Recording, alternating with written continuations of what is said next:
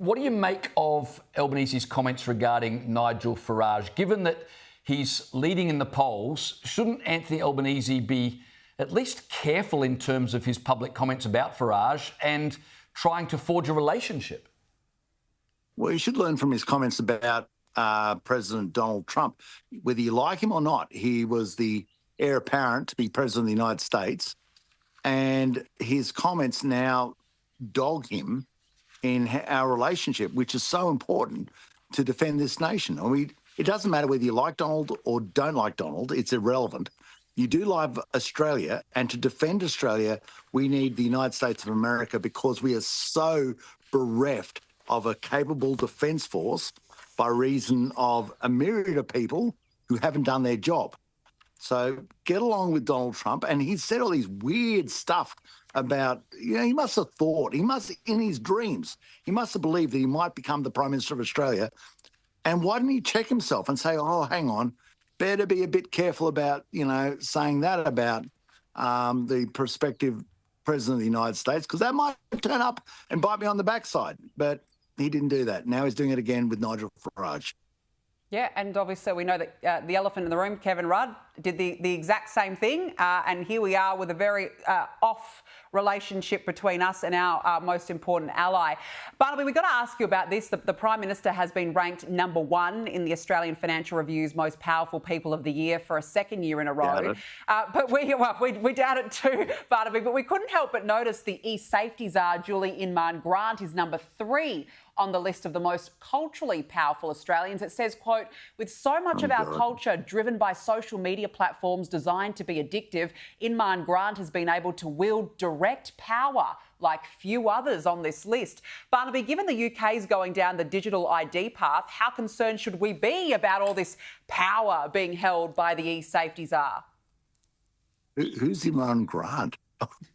I mean, honestly, there's a trivia question for tonight. Who's Inman-Grant? I don't know. I mean, what I would say is let's go through the actual powerful people. I would say, the Prime Minister's there, but you'd have Paddy Crumlin from the CFMEU. You would have Michael Donovan from the Shop Distributors Alliance. Obviously, Lachlan Murdoch would have to be up there. Andrew Forrest, Mike Cannon-Brookes and Simon Holmes à Court would definitely rate a mention as a block.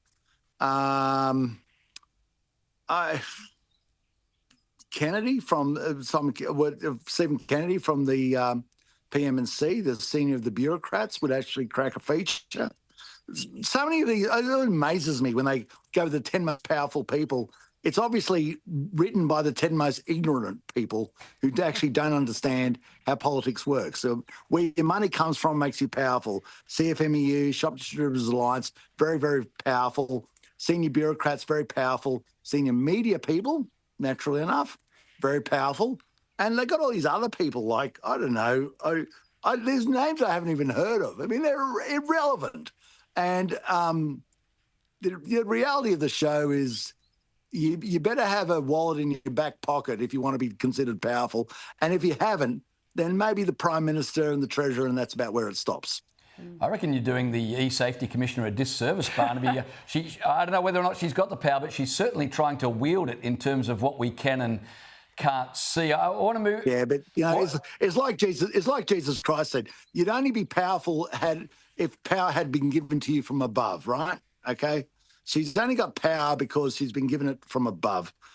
She's got no, the trouble is you assert her power, but she's appointed and you can cut her legs out immediately. But they choose not, but they can do it. So she's not as powerful as you think.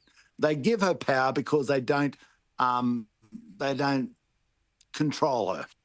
That'd be a great policy for the coalition to take to the next election to get rid of the e-safety nanny. I think a lot of people would support that. Clear the swamp. You mean clean the swamp? Clean the swamp.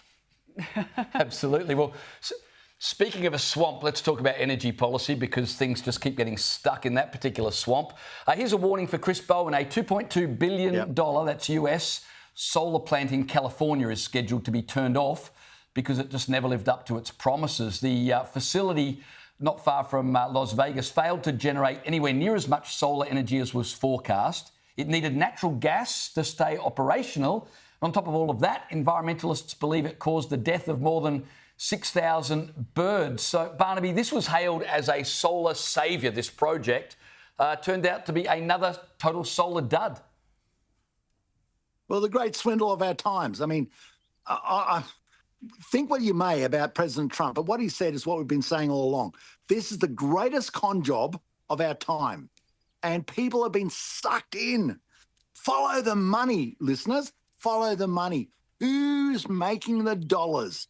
It's the domestic billionaires and the overseas multinationals, and you are the sucker.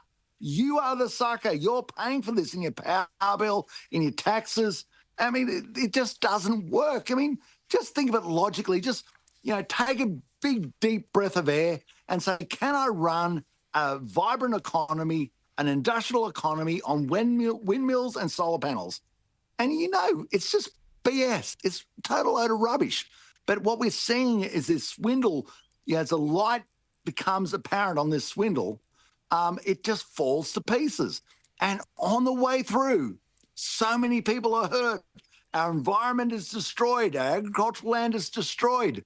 And some big fat pig has made a bucket load of money out of your ignorance. Call it, for goodness sake, call it. And just say, look, I've had enough of this BS. I'm calling it. This is rubbish. Stop it. I'm not going to vote for anybody who supports this garbage. Yeah, look, you're absolutely spot on. And as we said earlier, we've lost count of the number of renewables projects in this country right now, Barnaby, that have either gone bust or have been delayed in recent months alone. And now this massive project in the US, it's just an absolute con job. Barnaby Joyce, good to catch up as always. Thank you so much for joining us on the show.